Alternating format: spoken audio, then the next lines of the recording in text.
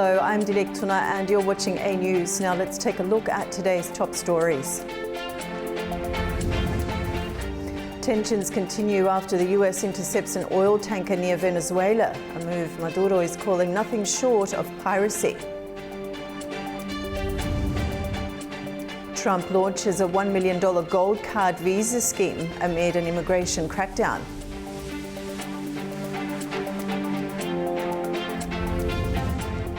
And Iceland withdraws from next year's Eurovision Song Contest over Israel's participation.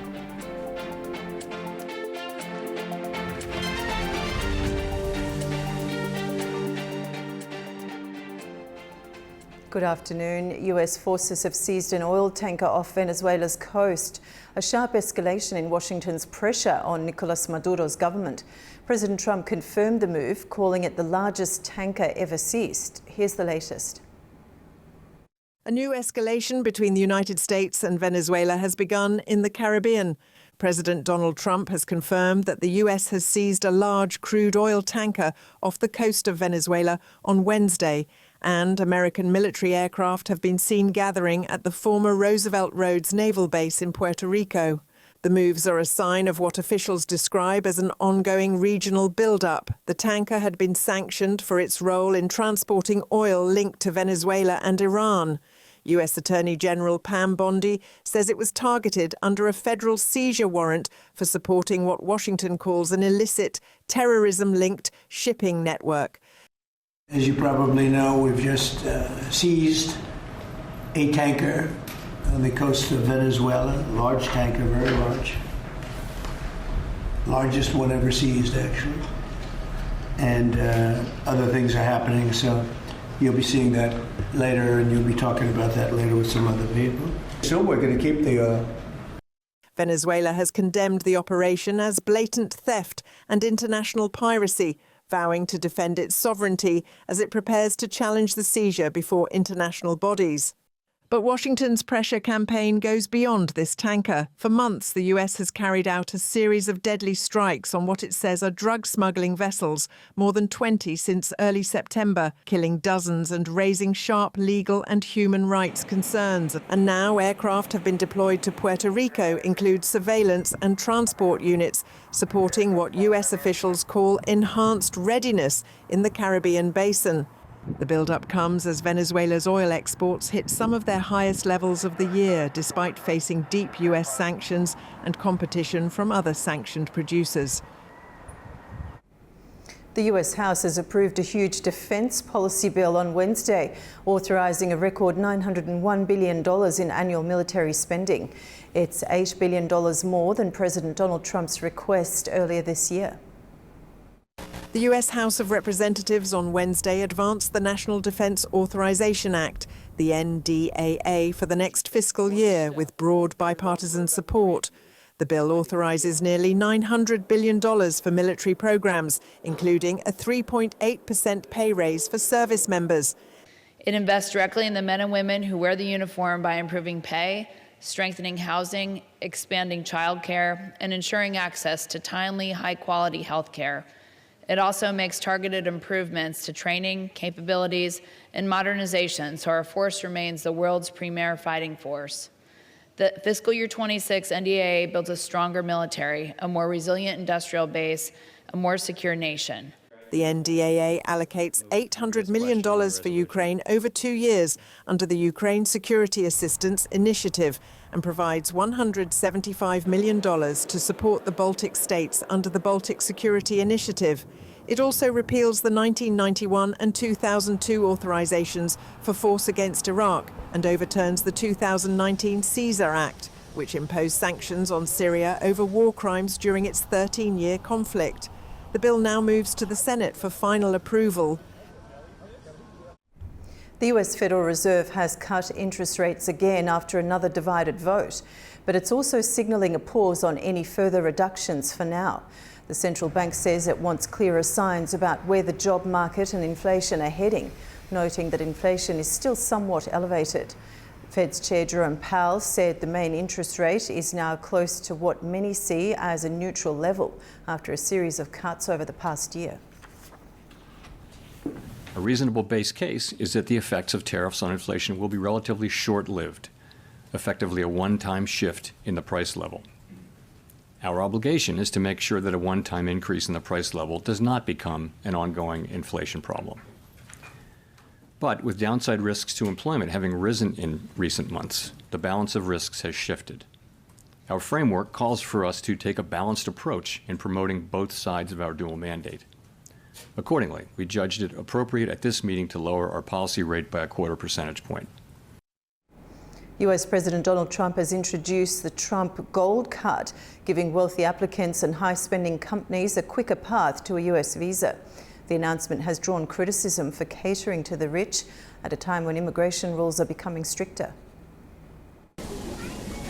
US President Donald Trump has formally launched a scheme offering fast-tracked US visas to foreigners who can pay at least $1 million, or companies willing to spend $2 million to sponsor a worker they want to bring into the country. The Trump Gold Card, first announced earlier this year, grants a US visa to applicants who can show they provide a substantial benefit to the country. It promises accelerated residency at a time when Washington is intensifying its immigration crackdown, raising work visa fees and stepping up deportations of undocumented migrants. Once materials are submitted, processing may take only weeks and includes an interview. The programme has already drawn criticism for appearing to undercut America's traditional reputation as a refuge for the hard-working poor. The official website also flags an upcoming Trump Platinum Card costing $5 million and allowing holders to spend up to 270 days a year in the US without being subject to US taxes on non-US income. In other news, European and US leaders are stepping up talks on how to bring the war in Ukraine to an end, with Washington now taking a more direct role. Here's more. European leaders say intensive work will continue in the coming days on a US-led plan to end the war in Ukraine. The message comes after a joint phone call with US President Donald Trump on Wednesday. UK Prime Minister Sir Keir Starmer, French President Emmanuel Macron and German Chancellor Friedrich Merz said they agreed that this was a critical moment for Ukraine, its people, and for shared security across the Euro-Atlantic region. The call took place one day after Trump called European leaders weak and suggested the United States could scale back support for Ukraine. The leaders of France we spoke to, and Germany, and UK, all very good leaders, very good friends of mine, and we discussed Ukraine in pretty strong words. And we'll see what happens. I mean, we're waiting to hear answers before we progress. You know, we're not spending any money in Ukraine. We're selling basically missiles and everything else to NATO, and NATO is paying us, and then they distribute it to who they want. I guess they're mostly distributing to Ukraine, but we're not spending money. But you know what we are? We're spending a lot of time and a lot of effort. In parallel, Ukrainian President Volodymyr Zelensky says he discussed plans for Ukraine's reconstruction with US Treasury Secretary Scott Bessent and other senior US officials. The 20 points to end the war is a fundamental document. We are working actively on it. The key steps must be workable. From this document, we are developing at least 2 more documents. The first is a security document on security guarantees for Ukraine with the United States. And the second is an economic document on reconstruction and joint investments. Today we worked specifically on the economic document. In a wide-ranging Politico interview published on Tuesday, Trump claimed Ukraine was using war to avoid holding elections. Zelensky responded by saying that he was ready for them.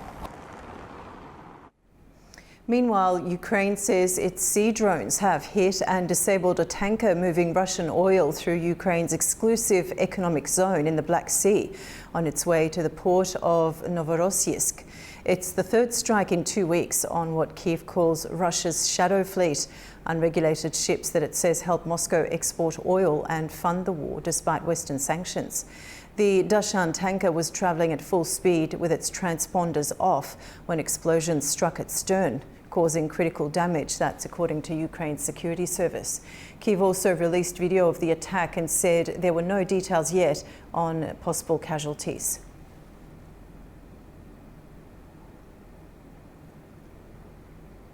Clashes between Thailand and Cambodia have entered a fourth day, leaving at least 15 people dead and forcing more than 500,000 people to flee the border area.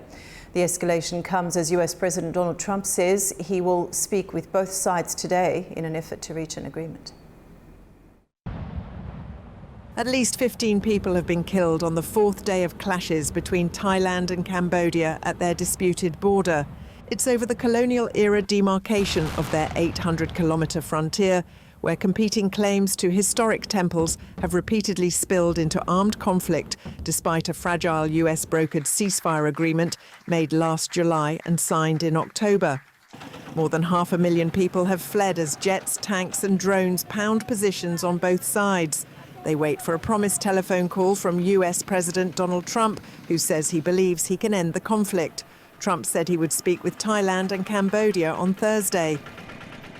Yeah, I think I'll have to make a phone call. I was going to say that the Thailand and Cambodia, one of the 8 that I settled, they've been fighting for a long time. They've been fighting for a very long time, many decades. But I got along great with both. I found they were 2 great leaders, 2 great people, and I settled it once. I think I can do it pretty quickly. I think we're scheduling a phone call tomorrow.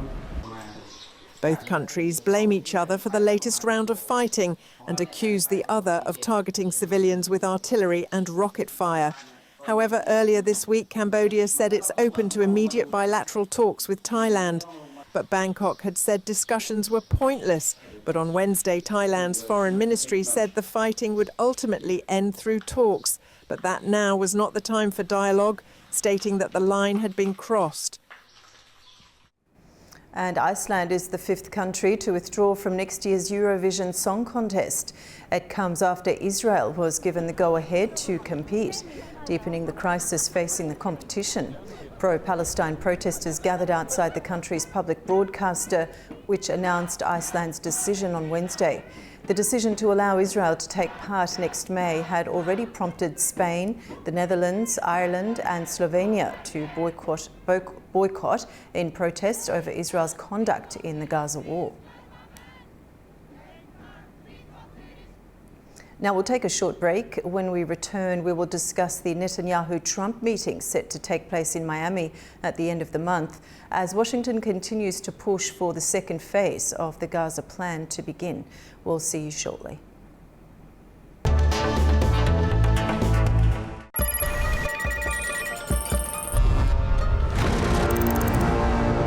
On World Business, we meet the boardroom leaders making market-moving decisions. And find out how leaders are dealing with continuous technological disruption.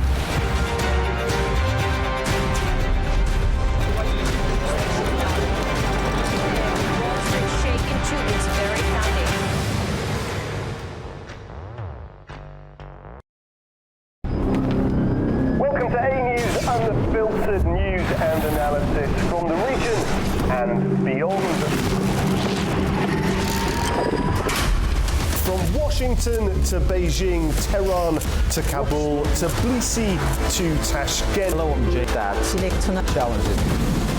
Today in the We're with you 24/7, taking you live to the front lines of the day's biggest stories. Welcome to Gabala. Hi, Candy. One important note to clear. I'm here. Azerbaijan and Armenia. Hello, we're recording the shade of November.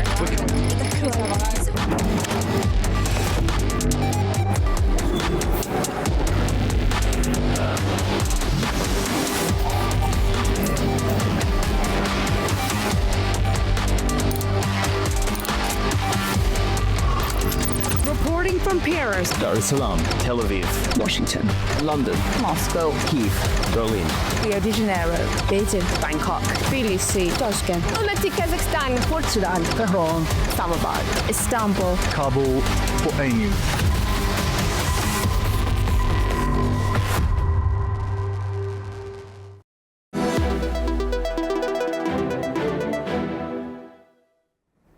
Welcome back to A News.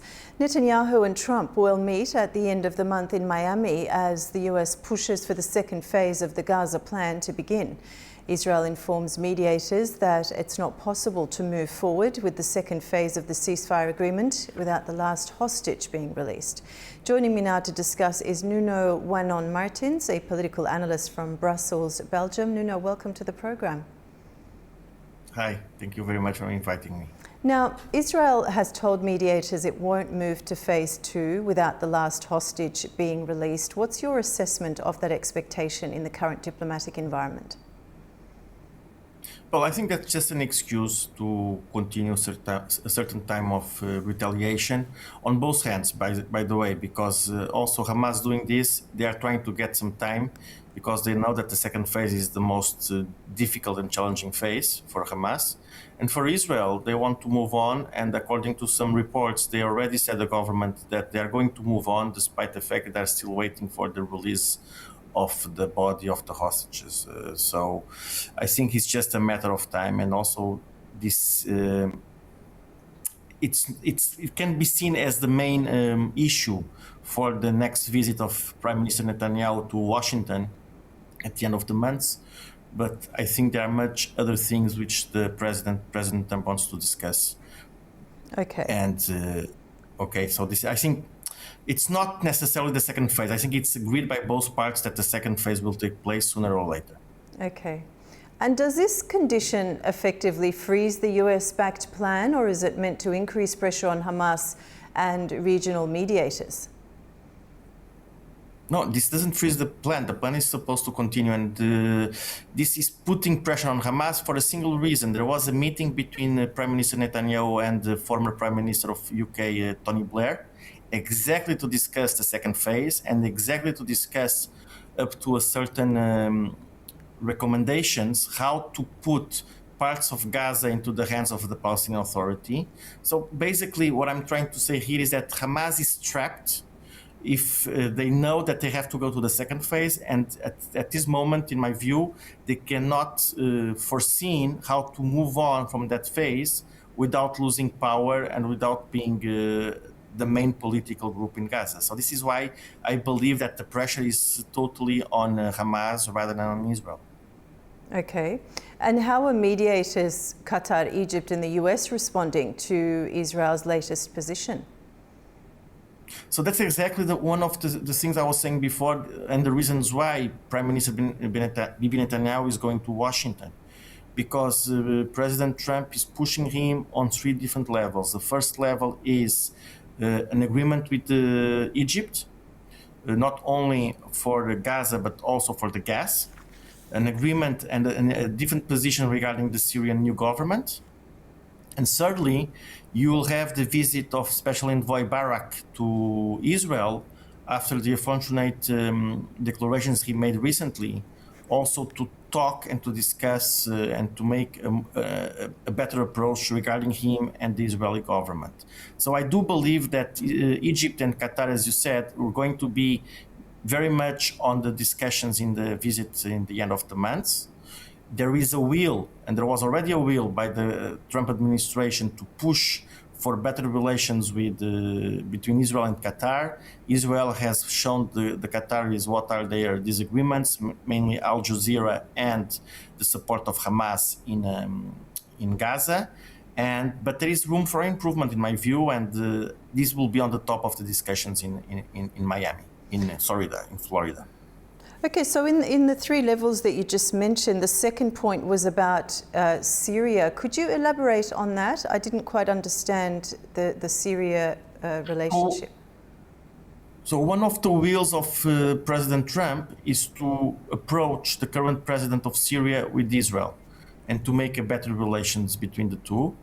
despite the fact that, as you know, Israel supports some groups in Syria, especially the Druze and others, and because the situation is not quite clear exactly how it's going on the ground in Syria at this moment.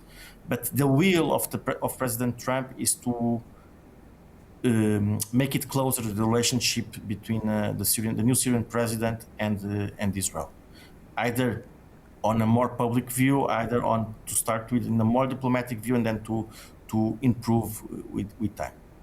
Okay.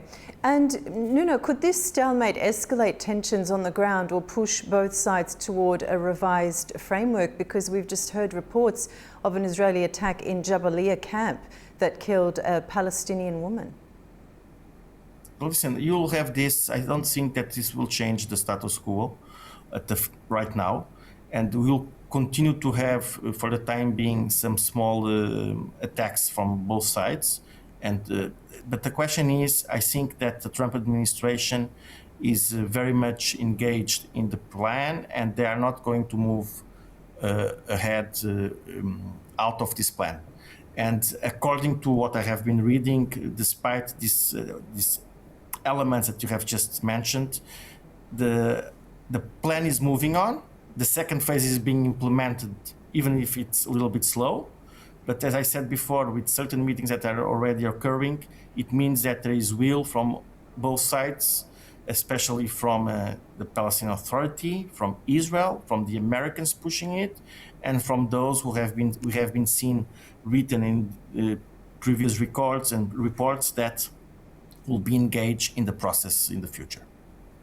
Okay, when you say the agreement will go ahead regardless of these small attacks, as you put it, or along those lines, don't you think these types of attacks put the ceasefire at risk, aggravating the hostility on both sides?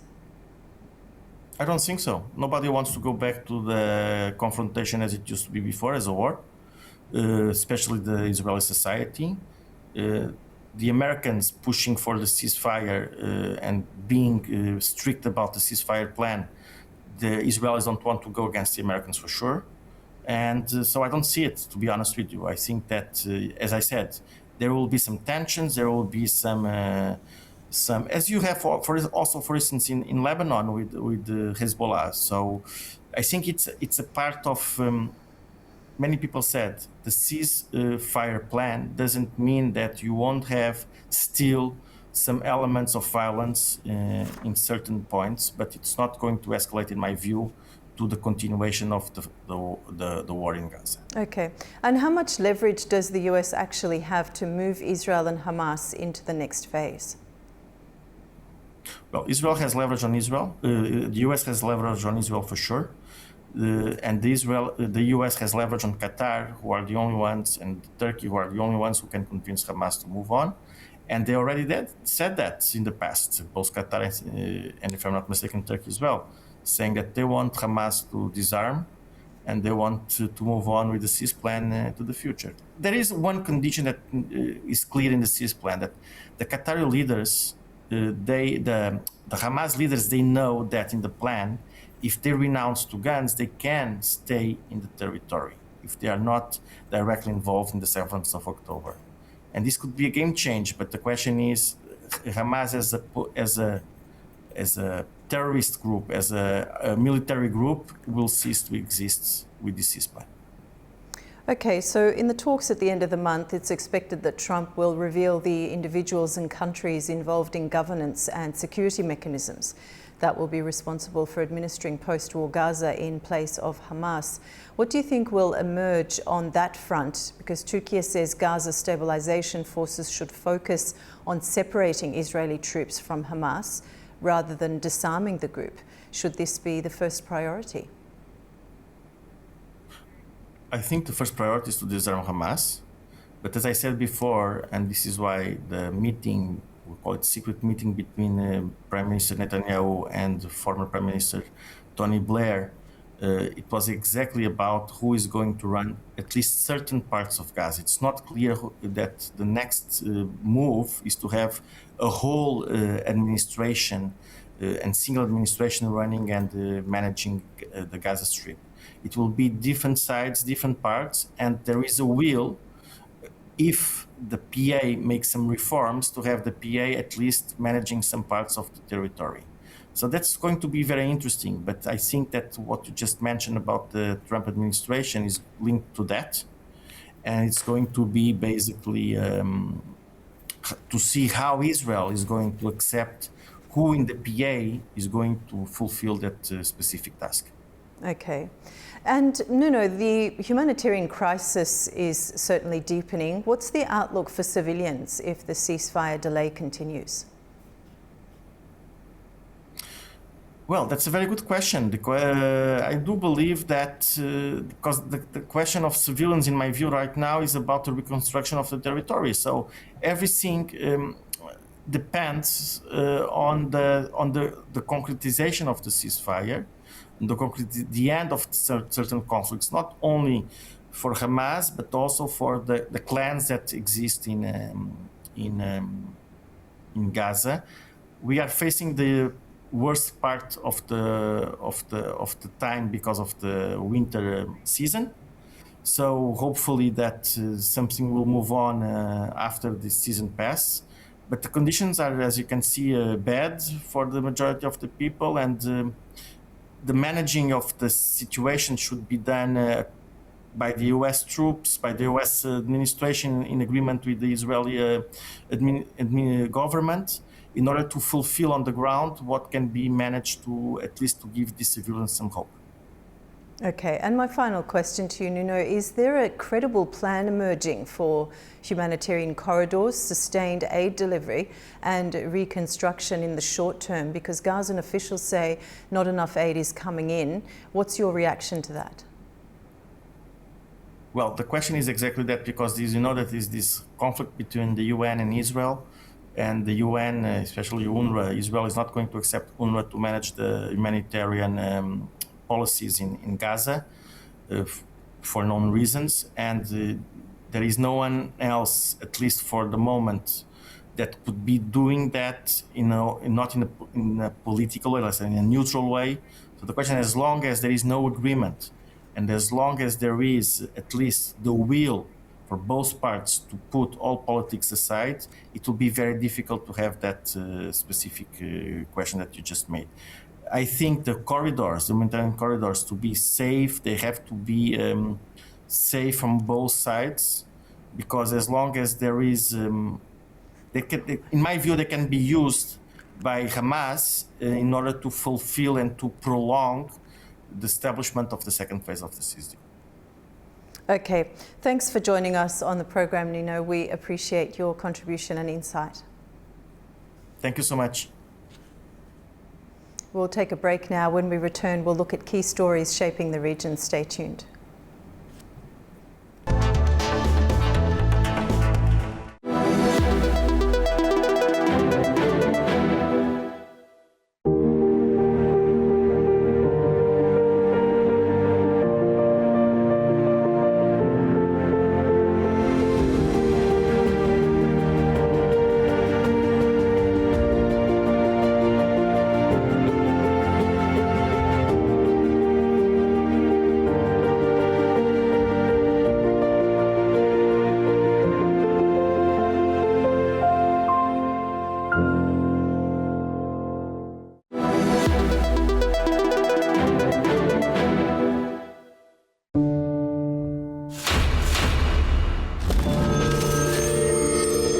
If you had to repeat this path, would you do it? I don't know. A journey marked not by maps, but by the ones we carry. Nein. Ja, doch. Nein. This story stretches across continents, empires, and religions. From Germany to Caucasus. Das ist eine schwere Frage. Du heute nicht. Story of success, friendship, deportations, and disappearances. Ночью пришли, арестовали моего дядю, и больше о нем мы ничего не знаем. A community that rose and almost disappeared. Его расстреляли в 1937 году. Был расстрелян как немецкий шпион. This is a story of a migration that shouldn't have survived. Da gibt es eine schöne Geschichte.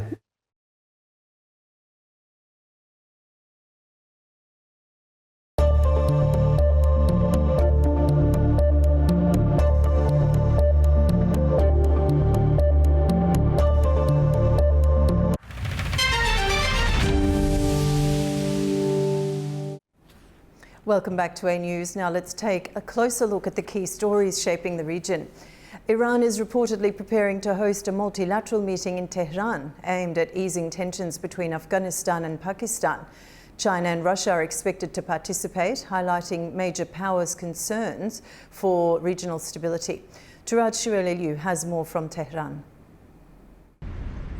Iranian capital Tehran has been reportedly scheduled to host a regional meeting next week in a bid to mediate between Afghanistan and Pakistan and de-escalate armed tension between the two neighboring countries. According to a Pakistan-based newspaper, in what is being viewed a fresh diplomatic push to break the deadlock between Kabul and Islamabad, the multilateral meeting will be held on December 16th and 17th in the Iranian capital. Iranian authorities are yet to make an official statement about the upcoming meeting, which, if held, will follow inconclusive rounds of talks in Doha, Istanbul, and Jeddah, all of which failed to deliver a breakthrough. Iran has stepped up its efforts to help resolve tensions between Afghanistan and Pakistan. The issue was raised during the visit by Secretary of Supreme National Security Council Ali Larijani to Pakistan last November.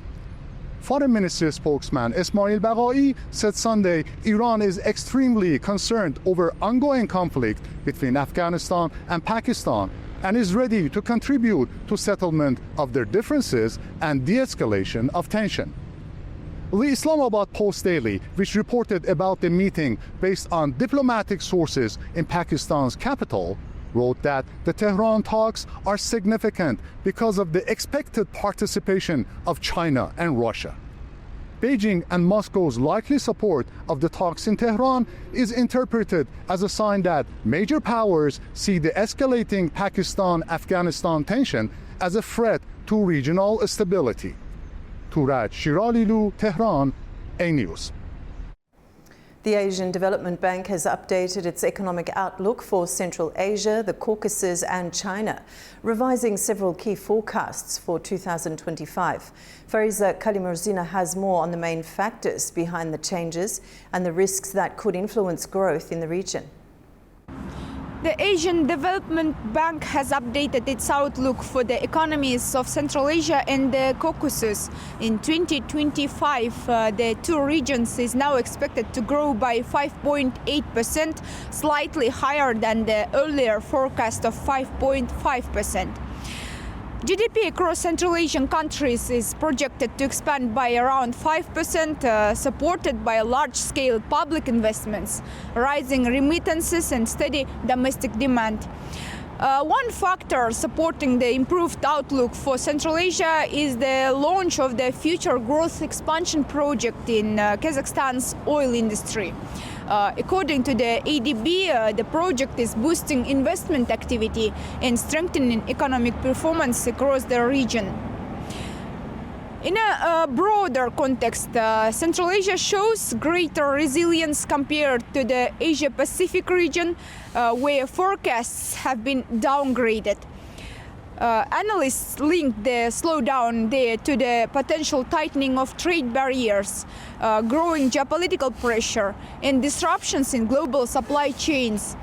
Additional challenges include instability in energy markets and the ongoing downturn in China's real estate sector. The bank also revised its projection for China, estimating growth at 4.8% this year. At the same time, it notes that future dynamics will depend heavily on external conditions, including trade tensions, geopolitical risks, financial market volatility, and the situation in China's property sector. Fariza Kalimurzina, Almaty, A News. The US Congress has received a new bill proposing to remove restrictions on American assistance to Azerbaijan. The full details of the bill will be published later, but the proposal has already been sent to the House Committee on Foreign Affairs for review. This comes months after President Donald Trump temporarily paused Section 907, which restricts US aid to Azerbaijan.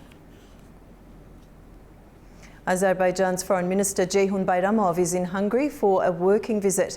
As part of the trip, the third meeting of the Azerbaijan-Hungary Strategic Dialogue will take place today.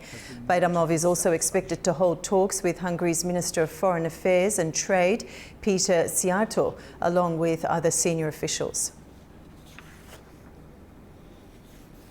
Azerbaijan has been elected a member of the UN Commission on Population and Development and the Commission for Social Development. The elections took place on Wednesday in New York. Both bodies are part of the United Nations Economic and Social Council, which Azerbaijan already takes part in. The Population and Development Commission covers demographics, migration, urbanisation and sustainability, while the Social Development Commission focuses on social policy, protection systems and vulnerable groups. Azerbaijan's Foreign Ministry said the roles will help Baku showcase its social policy progress and expand cooperation within the UN. UNICEF is warning that Afghanistan is now facing one of the world's most urgent humanitarian crises as millions of people return to the country from abroad. The agency says more than 2.6 million Afghans have come back from Iran and Pakistan since the start of the year, adding enormous pressure to already strained housing, food supplies, healthcare and schools. Our correspondent Tamim Bahis has more from Kabul. A senior UNICEF official has just returned from a visit to the country and says the scale of returns is unprecedented, with tens of thousands of people crossing the border every day. At Islam Kala border crossing in western Afghanistan, families continue to stream in. UNICEF says the flow of people peaked in early July, when more than 50,000 people arrived in a single day. Many hope to rebuild their lives at home, but face uncertainty over shelter, jobs and their children's education. Reception centres have been set up to provide initial support, run jointly by local authorities, UN agencies and aid groups. But the surge in numbers is stretching the system. Inside the country, long-standing concerns about education remain. Teenage girls are still barred from attending school beyond grade 6. UNICEF says this is preventing an entire generation of girls and young women from progressing to higher education and future employment. Health services are also under strain. UNICEF says the loss of trained female professionals is already affecting women's access to care. The agency has documented thousands of unaccompanied or separated children arriving at the borders. It has helped reunite more than 6,000 of them with relatives, but warns that far more support is needed to protect vulnerable families on the move. UNICEF is urging Iran, Pakistan and Afghanistan to better coordinate returns, phasing the process so people can travel safely and reintegrate into already struggling communities. It is calling on international donors to provide more funding to keep essential services running and support the millions of returnees, especially children trying to rebuild their lives. Tamim Bahis in Kabul, A News. Now we'll take a short break. When we return, we'll discuss Azerbaijani Foreign Minister Ceyhun Bayramov's working visit to Hungary, where he will attend the third meeting of the Azerbaijan-Hungary Strategic Dialogue. Stay with us.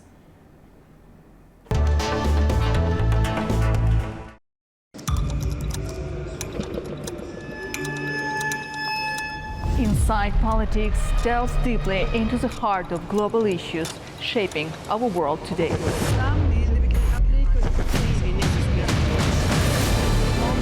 Join me for your go-to source of political analysis from across the region and beyond.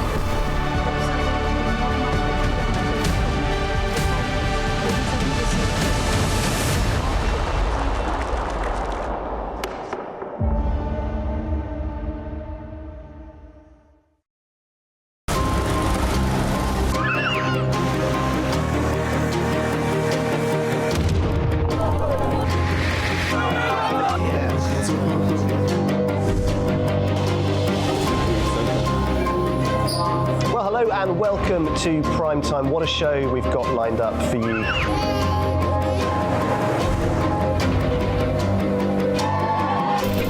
In a complex world, clarity is power.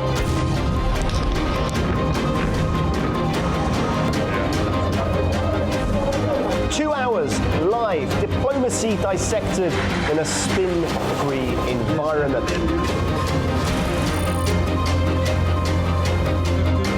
That's Prime Time with me, Guy Schoen, weekdays on A News.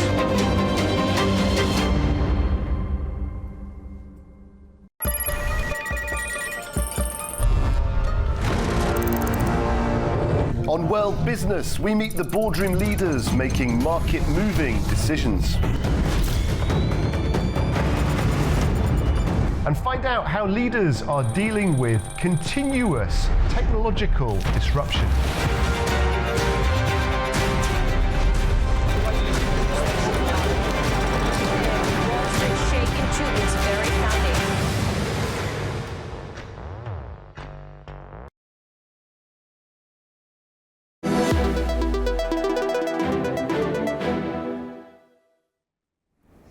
Welcome back to A News. Azerbaijan's Foreign Minister Ceyhun Bayramov is in Hungary for a working visit, where he will attend the third meeting of the Azerbaijan-Hungary Strategic Dialogue today.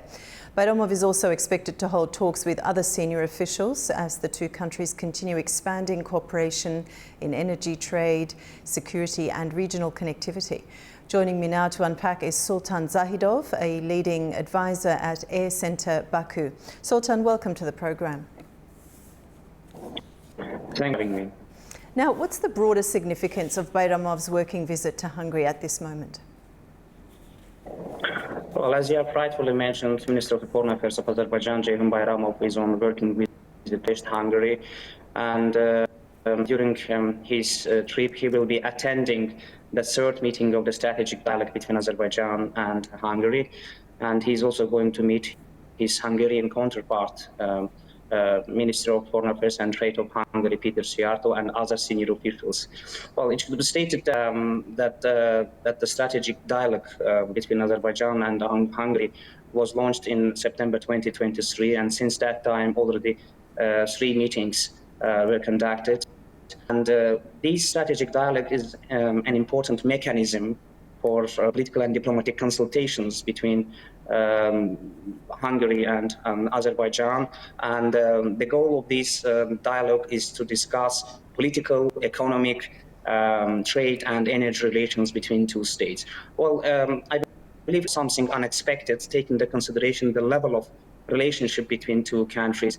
As you might already know, Azerbaijan and Hungary strategic partners, which is this strategic partnership is based on 2014's memorandum on the strategic partnership. Countries maintain a good level of relationship in spheres including trade, economy, energy, humanitarian and education matters. Hungary is one of the key energies of Azerbaijan in the European Union. Since 2024, Azerbaijan has pledged to provide annually 100 meters of gas to Hungary, and it's expected that this volume will increase to 1 billion cubic meters in the future. Okay, and how does this trip reflect the course of Azerbaijan-Hungary relations over the past few years?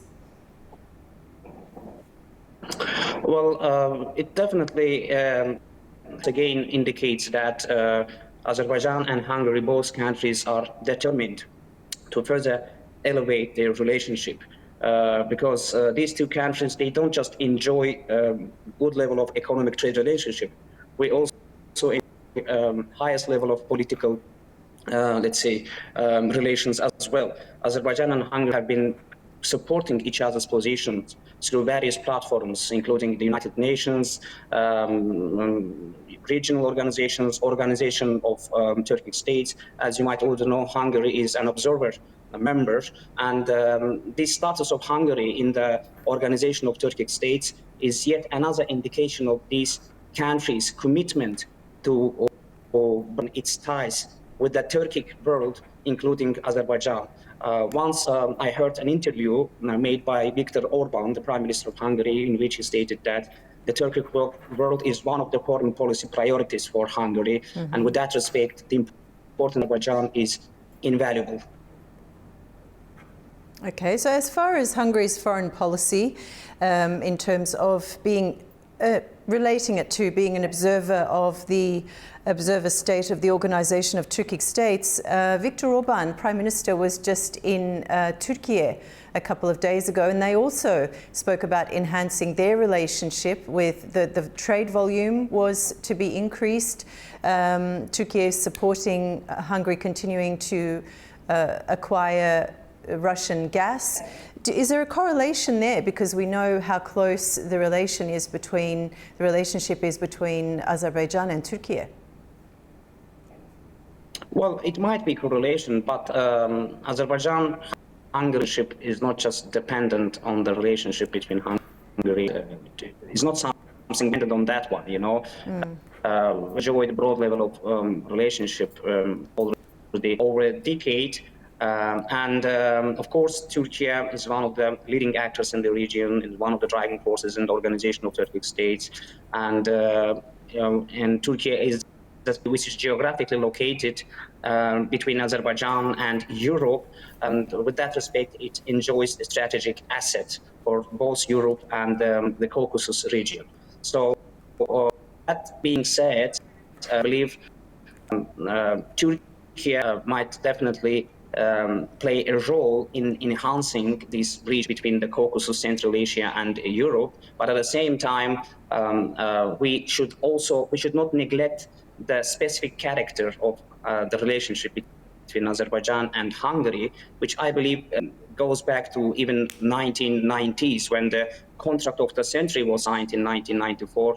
And then we know that Hungarian oil company MOL became one of the stakeholders in this contract. Okay. And what expectations does each side bring into this round of strategic dialogue? Well, of course, the number one expectation is about further elevation of the relationship and cooperation, especially in the sphere of energy. As I already mentioned, Azerbaijan and Hungary both plan to increase the volume of the gas to Hungary. Other than that, I believe the future projects, the implementation process of the future projects will also be discussed, and namely the export of the renewables from Azerbaijan to Europe. As you might already know, in a couple of years ago, Azerbaijan, Georgia, Hungary, and Romania signed an agreement on the installation of the subsea cable via the Black Sea, and which will export the electricity created from the green energy of Azerbaijan via Georgia, Black Sea, to the Eastern Europe, including to Hungary. So this project is now in the phase of implementation, and I believe it will be one of the discussions during this meeting between Minister of the Foreign Affairs Ceyhun Bayramov and Peter Schiato. Okay. And how are the two countries, Sultan, coordinating on energy policy, particularly Azerbaijan's role in helping Europe diversify supplies? Well, of course, this has been one of the key directions of Azerbaijan's energy policy, which is about diversification of energy routes. This is important in terms of pursuing an independent economic and energy policy. So Azerbaijan, as of today, exports gas to 14 countries, and 8 of them European Union countries. And Azerbaijani gas to Hungary goes through the Georgia, Turkey, Greece, Bulgaria, Serbia route, and then to Hungary. This is an important step, and I believe it creates opportunities for Azerbaijan to further diversify gas export to other countries of the Eastern Europe as well. Okay, and how does this growing partnership fit into wider regional dynamics, including EU relations, the Middle Corridor, and South Caucasus stability? Well, it should be stated that, as I already mentioned, Hungary is one of the key partners of Azerbaijan in European Union. Therefore, Hungary can definitely play a bridging role between Azerbaijan and European Union. Of course, we know that EU has its own geostrategic and geopolitical interests in the South Caucasus, and it was also reflected, by the way, in the text of the strategic agenda document written between Armenia and the European Union. But this document is a little bit biased with respect to the EU's stance towards Azerbaijan, and therefore I believe there is still room for the amelioration relationship between Azerbaijan and EU, and Hungary, I believe, can play a key player here in terms of bringing Azerbaijani position in a more transparent way to the European tables. Okay, Sultan, thank you so much for joining us on the program. I appreciate your time and your insight. It was a pleasure for me. Thanks for having me. You're up to date with world news for the hour. Thank you for watching and stay tuned to A News.